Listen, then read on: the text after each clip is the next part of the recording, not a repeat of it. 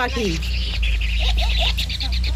পুকুর কাটার সময় পুকুরের সাইডে গর্তে মাটির ভেতরে ছিল, চোখও ফুটেনি, মাটির তলে চাপা পড়বে তাই একে তুলে এনে যত্ন করে এখন চোখ ফুটেছে, আর একটু চোখ ফুটলে উড়ে চলে যাবে, চিন্তা নাই।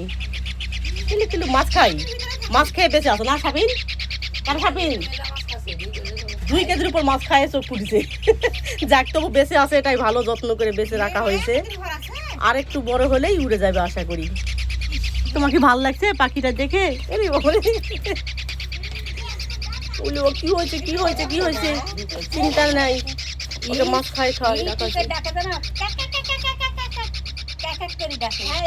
জানো মাছ মাছ খাওয়াই, হ্যাঁ চোখে ফুটেছিল না, মাছ খাওয়াই খায় 2 কেজির মতো, এ পর্যন্ত 2 কেজির মতো মাছ খাইছে।